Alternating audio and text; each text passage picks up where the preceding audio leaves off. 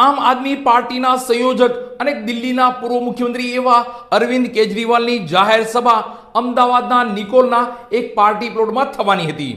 ત્યારે આ party પ્લોટનું booking છેલ્લી ઘડીએ કેન્સલ કરી આ સભા અટકાવવામાં આવી હતી। ત્યારે વિસાવદરના ધારાસભ્ય ગોપાલભાઈ ઇટાલિયાએ આ જાહેર સભા ભારતીય જનતા પાર્ટીના ઇશારે અટકાવવામાં આવી છે તેવા આક્ષેપો કર્યા છે। ત્યારે વિસાવદરના ધારાસભ્ય ગોપાલભાઈ ઇટાલિયાએ ભારતીય જનતા પાર્ટીના ભૂક્કા બોલાવી શું કહ્યું તે સાંભળીએ। અમદાવાદના નિકોલ ખાતે આયોજન કરવામાં આવી હતી, પણ પછી ભાજપને તકલીફ પડી કે નિકોલમાં આમ આદમી પાર્ટીની સભા થાય તો ખેલ ખુલ્લો પડી જાય, લોકો જાણી જાય, જાગૃત થઈ જાય, અને એટલે સરકારી તંત્રનો દુરુપયોગ કરી, પોલીસનો દુરુપયોગ, બીજા વિભાગનો દુરુપયોગ કરી સભા બંધ રખાવવાની કોશિશ કરી। અને અમારા આમ આદમી પાર્ટીના જ્વેલબેન, કુલદીપસિંહ, અન્ય જીતુભાઈ, બધા અનેક આગેવાનોએ ખૂબ મહેનત કરી, આખી રાત જાગ્યા। હું પોતે ગઈકાલે રાત્રે 3 વાગ્યા સુધી જાગતો હતો। બધાએ જાગીને મહેનત કરી અને પાછી આ સભાને અહીંયા સફળ બનાવવાની કોશિશ કરી દોસ્તો। અને આ કોશિશમાં સૌથી મોટો આભાર માનવો હોય તો આ જમીન જેમણે આપણને આપી એવા હરજી બાપાને, એમનો ખૂબ ખૂબ હું તો આભાર વ્યક્ત કરું છું કે મક્કમ મનના થઈને એણે કીધું કે સભા મારી જમીનમાં ભલે થાય। દોસ્તો, આમ આદમી પાર્ટી દ્વારા જ્યાં સભા રાખવામાં આવે ઈ જગ્યાના માલિકને તરત જ પોલીસ સ્ટેશનમાંથી કે મામલતદાર ઓફિસમાંથી કે ભાજપની ઓફિસમાંથી ફોન કરવામાં આવે કે ભાઈ તમે કેમ જગ્યા આપી। દોસ્તો, આમ આદમી પાર્ટીની સભા કદાચ થઈ જાય, 4 આગેવાન પોતાની વાત રજૂ કરી જાય તો એમાં ગુજરાતમાં તકલીફ શું પડી જાય છે? આ થઈ સભા, હું બોલીશ, કેજરીવાલ સાહેબ કહેશે, ઈશુદાનભાઈ 4 વાતો આપણને રજૂ કરશે, એમાં તકલીફ શું પડે છે? શા માટે ના પાડવી પડે છે? દારૂ વેચનારાને તો કોઈ ફોન કરીને પૂછતો નથી કોની જગ્યામાં દારૂ વેચે છો। અવાજ વધારો ને ભાઈ, કેમ આમ કરો છો? એની ઉપર વધારો। દારૂ વેચનારાને તો કોઈ પૂછતું નથી ભાઈ કે કઈ જગ્યામાં બેસીને દારૂ વેચે છો ને કોને પૂછીને વેચે છો। બેફામ દારૂ વેચાય છે, ડ્રગ્સ વેચાય છે, જમીન માફિયાઓ ગમે એની જમીન ઉપર કબજા કરી લે છે અને તોડ કરી જાય છે, તો કોઈ પૂછવા વાળું ગુજરાતમાં નથી। આમ આદમી પાર્ટીની સભા કરવી હોય તો પૂછે છે કે આને જમીન શું કામ આપી, જગ્યા શું કામ આપી? મિત્રો, તમે વિચારો કે આટલી તાનાશાહી શા માટે કરવામાં આવે છે? 30 વર્ષ થઈ ગયા ગુજરાતમાં ભાજપની સરકાર છે, અને આ 30 વર્ષની અંદર ખરેખર જનતા માટે કંઈ સારું કામ કર્યું હોત, લોકોના જીવનની અંદર સુવિધા અને સરળતા વધે એવું કામ કર્યું હોત તો અમારી સભા બંધ કરાવવાની કોશિશ ન કરવી પડે, પબ્લિક આવે જ નહીં ને એમનામ અમારી સભા બંધ રહેત, લોકો જ ના આવે। લોકો કેમ આવે છે એ વાતની ચિંતા ગાંધીનગરમાં બેઠેલા ભાજપના લોકોએ કરવી જોઈએ કે જનતા આવે છે શું કામ? અમે તો કોઈ સરકારી બસોય મૂકી નથી કે તલાટીઓને કઈ હુકમય કર્યા નથી ગામ દીઠ 100 લોકોને ભરીને લઈ આવજો। છતાંય જો જનતા આવે છે તો એનું એકમાત્ર કારણ છે કે જનતા દુઃખી છે, જનતા પીડાય છે, જનતાને ઘણી તકલીફ પડી રહી છે, માટે એક આશા અને વિશ્વાસ સાથે આમ આદમી પાર્ટીની સભામાં આવે છે।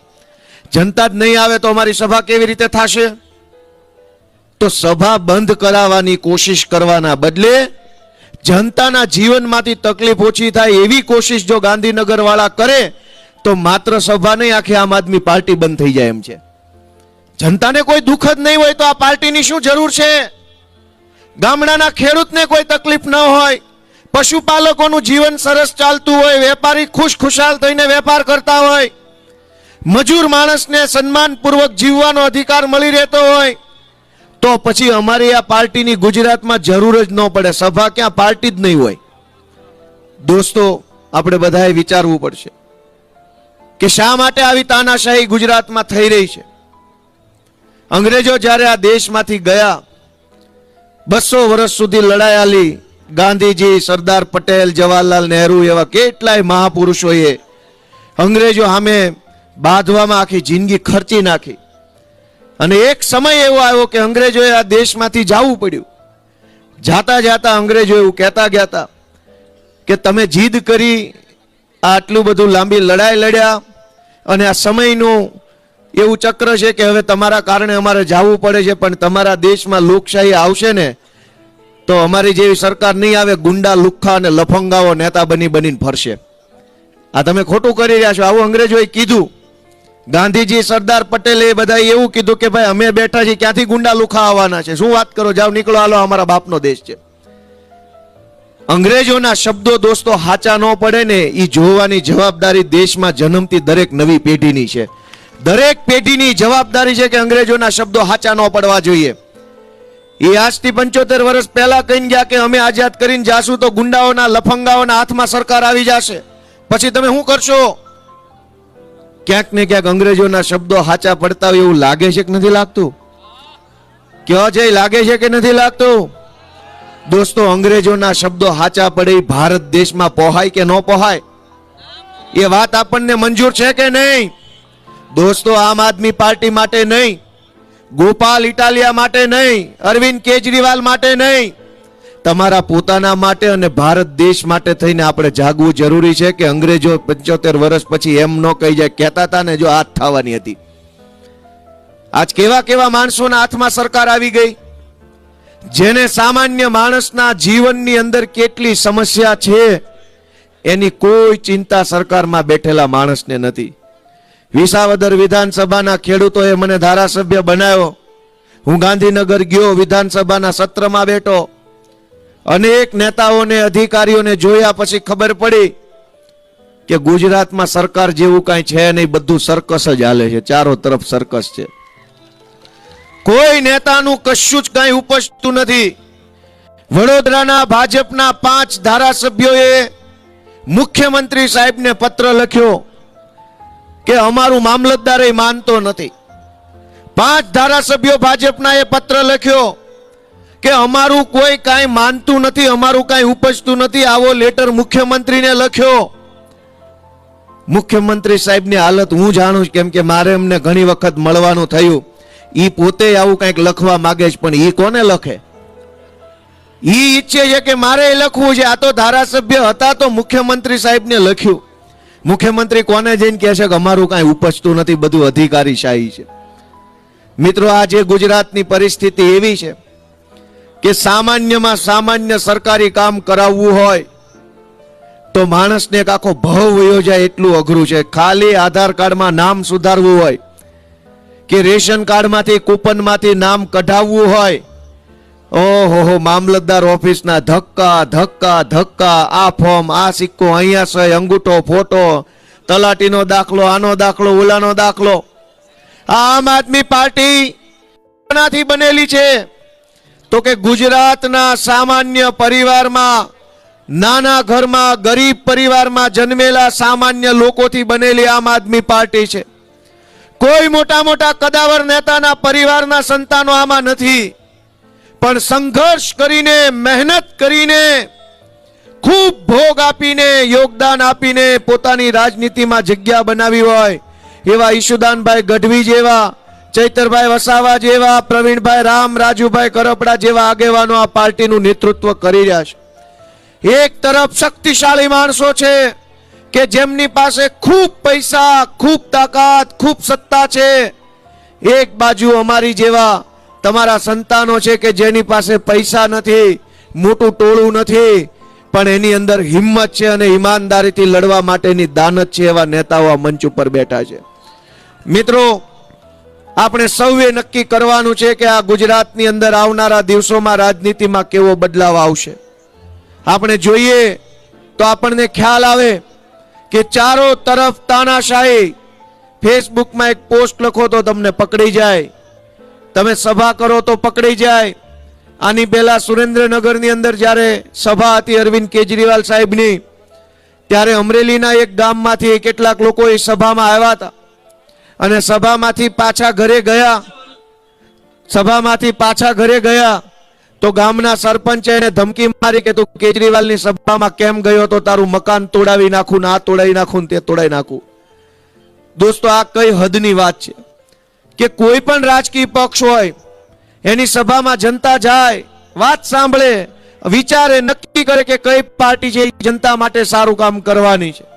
પણ સભામાં જાઓ એટલે મારે એ વસ્તુ ગુજરાત જેવા રાજ્યમાં પોસાય નહીં દોસ્તો. અહીંયા તો ગાંધી અને સરદાર જેવા લડનારા લોકો આ ધરતી પરથી પેદા થયા છે, અને એવી ધરતી ઉપર માત્ર સભામાં જવાથી ગામના સરપંચ ધમકી મારે એ વ્યાજબી વાત નથી.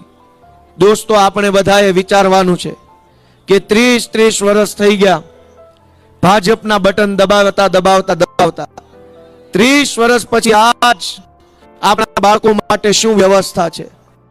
શાળાની હાલત જુઓ, દવાખાનાની હાલત જુઓ, રોડ રસ્તાની હાલત જુઓ. સરકાર ધારે તો બધુંય કરી શકે એમ છે. વડાપ્રધાન આવવાના હોય, મુખ્યમંત્રી આવવાના હોય, મંત્રીઓ આવવાના હોય, આખું સરકારી તંત્ર રાતોરાત કામે લાગી જાય. ચાલુ વરસાદે રોડ બની જાય, આખી રાતમાં રોડ બની જાય, ને સવાર થાય તો અમેરિકા જેવો માહોલ બનાવીને આપી દે છે. તો સામાન્ય જનતા માટે આટલી ઝડપથી કામ કેમ ન થાય? સરકારના માણસો આવવાના હોય તો બધી જ વ્યવસ્થા થઈ જાય. સામાન્ય જનતા માટે આ કોઈ વ્યવસ્થા કરવામાં આવતી નથી. અને એટલે આપણે બધાએ જાગવાની જરૂર છે, આપણા આત્માને જગાડવાની જરૂર છે. ગુજરાતને બરબાદીથી બચાવી લેવા માટે થઈ આપણે બધાએ મતદાનમાં જાગૃતિ લાવવી પડશે. વિસાવદરના અમારા ખેડૂતોએ ગુજરાતભરનો આત્મા જગાડવાનું કામ કર્યું છે.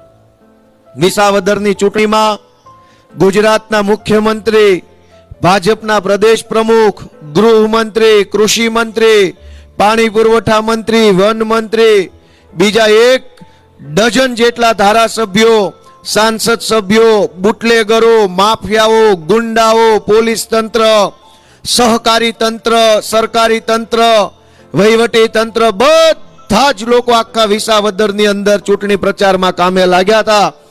પણ એક સામાન્ય માણસે મનથી સંકલ્પ કર્યો કે આ બધાને એની ઠેકાણે પાડી દઈશ, આ બધાને એમની હેસિયત દેખાડી દઈશ.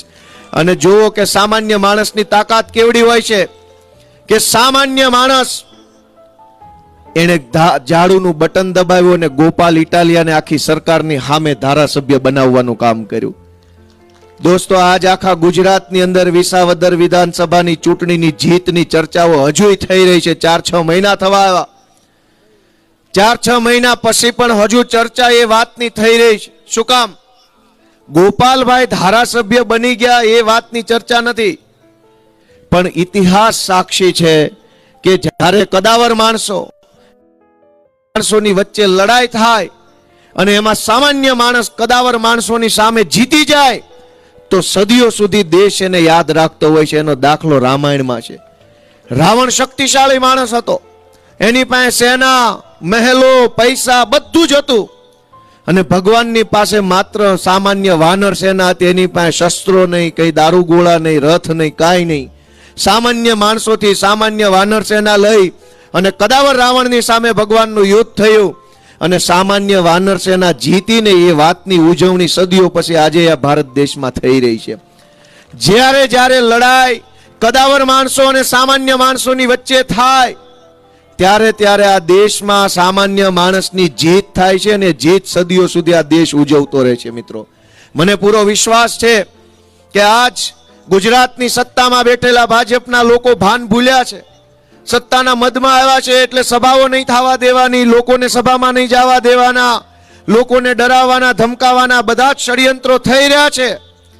પણ આવનારી ચૂંટણીમાં કદાવર લોકો અને અહીંયા બેઠેલા સામાન્ય લોકો વચ્ચે લડાઈ થશે ત્યારે મને પૂરી શ્રદ્ધા છે કે આ સામાન્ય લોકોનો ભવ્ય વિજય થવાનો છે અને કદાવર લોકોનો ભવ્ય પરાજય ગુજરાતમાં થવાનો. દોસ્તો,